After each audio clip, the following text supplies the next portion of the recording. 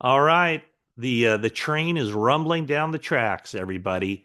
The open negotiating period around the NFL begins on Monday. 2 days later, on Wednesday, is the first day of the new league year. That's when contracts can be signed with free agents moving from one team to another. That's when trades can be finalized. Debo Samuel going to the Commanders, all that stuff. But even before that, a lot of news around the NFL, and some of it kind of impacts the 49ers. Let's start off with what's going off up in Seattle. What's going on up there?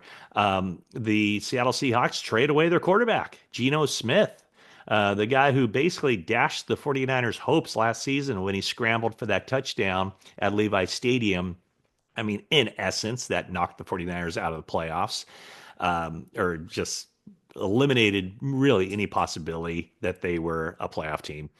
So anyway, he goes to the Raiders, and that opens up the possibility that Seattle could look to former 49ers quarterback Sam Darnold to join Clint Kubiak up there, the offensive coordinator for the Seahawks, Clay Kubiak, obviously the 49ers offensive coordinator. So a lot of stuff happening. Remember, what is it, a couple months ago? Myles Garrett requesting the trade from Cleveland. Some discussion here. I think I did not rule out the possibility the 49ers could get involved in that, although I think we always acknowledged that was quite a long shot. Well, as it turns out, Myles Garrett going nowhere. He decided with a little bit of prodding from the Cleveland Browns and $40 million a year that he's just fine playing for the Cleveland Browns. So anyway, there's some big news happening around the NFL. I expect more big news just coming as we get closer to the open negotiating period for the 49ers. A couple of reports out there from both ESPN and the NFL Network that the 49ers had released Malik Collins. They have not released him, although it could be trending. It is trending in that direction. However, the 49ers, that none of that is official. They haven't released him. What they want to do is to see if they can get something for him. A year ago, they received a seventh round, or I'm sorry, they gave up a seventh round draft pick to the Houston Texans in order to acquire him. And so now they're looking to move him. And whether it's swapping of sixth round picks or something of that nature. They just want to get something for him before cutting him free. So they already have parted ways or have expressed several months ago their intention to part ways with Javon Hargrave. They informed him of that. And boy, that was like November or December, a long, long time ago. So when you look at the 49ers defensive line, it's already, they've lost a couple of guys, and that's an area where they want to beef up. They want to get better. So I do expect them to be players in free agency to some degree, whether that means DJ Jones, Joey Bosa is out there, and there's significant interest in both sides toward getting something done with Joey Bosa. I would still say that the 49ers are the leaders in that. I would be mildly surprised if they're not able to pull that off because it seems to me 49ers do want Joey Bosa. Joey Bosa and his family do want to be with the 49ers, joining forces with Nick, his brother, his younger brother. So I think that's going to happen. And whatever happens elsewhere around that defensive line remains to be seen. But I almost expected that thing to happen a day or two ago, but I think both sides are just trying to work out something that works for both sides. For the 49ers, they don't want to give him a huge contract. They want to limit their risk. He's had a lot of injuries the last 3 seasons. And as far as Joey Bosa goes, he doesn't want to leave anything out there as far as, he could have gotten more from another team, whatever the case may be. But I don't think that anything the 49ers do in free agency as it pertains to the defensive line will have any impact on how they treat the draft, because I think that anybody that they acquire in free agency would be more or less a short-term player. Whereas the draft, you're getting that person for 4 years. And so with Bosa turning 30, I think they got to keep that in mind. And John Lynch did say, that they were going to really look at the cap restrictions, limit the spending. Last year they spent $85 million over the cap. So at some point, all that stuff has to come due. So um, on this video here, I want to hit on a couple of guys, and these are guys are all under the radar guys that I kind of think that the 49ers would be interested in. And there's a common thread through each of these guys. And when you think about the 49ers, their new old defensive coordinator, Robert Saleh, who I went to the Warriors game on Saturday.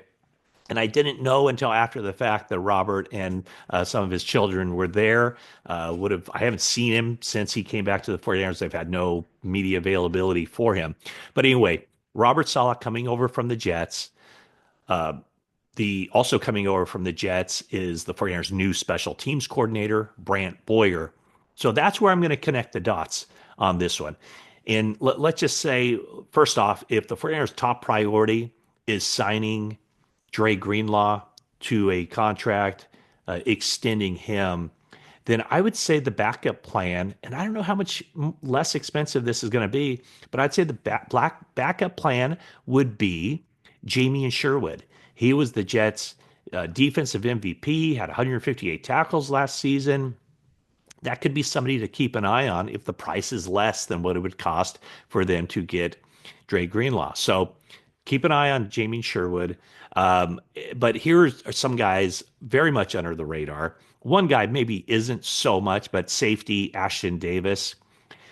If Talanoa Hufanga leaves in free agency, I think Ashton Davis is somebody to keep an eye on. I don't think he's going to be super expensive. He's kind of a part-time starter with the Jets, and here's going to be where the constant theme is: special teams.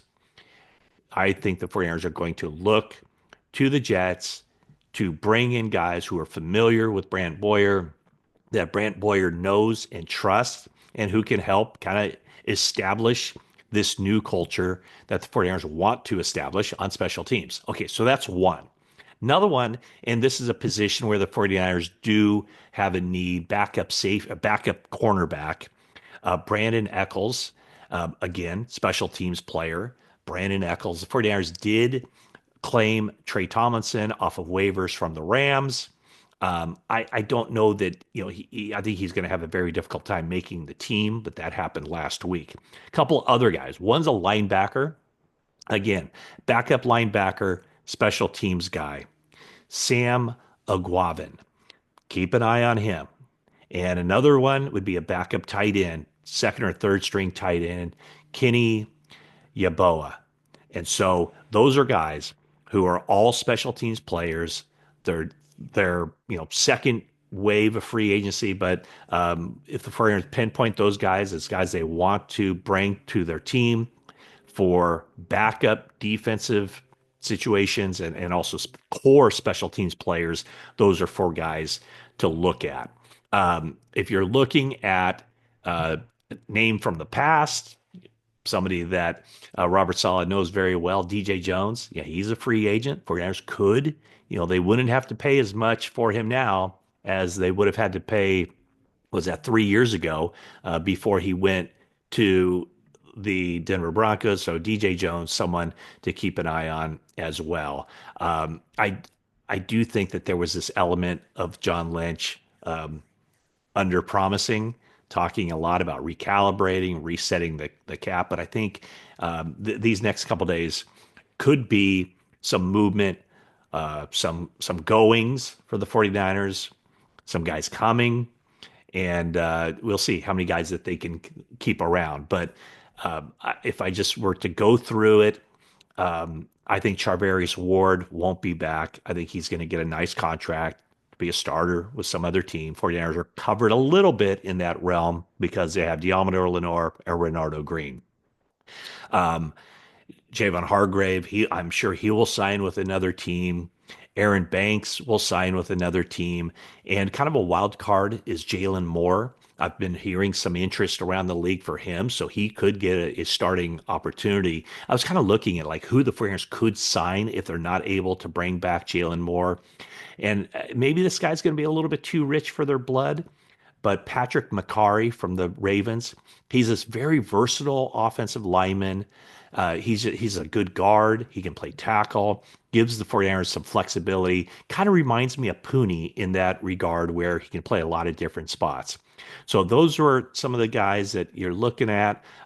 Dre Greenlaw, the 49ers would like to re-sign him, but we'll see if that's possible. Talanoa Hufanga, they like to re-sign him. I mean, folks, it's possible that Charvarius Ward, Dre Greenlaw, Javon Hargrave, Talanoa Hufanga, Aaron Banks, and Jalen Moore all leave the 49ers signing free agent contracts with other teams.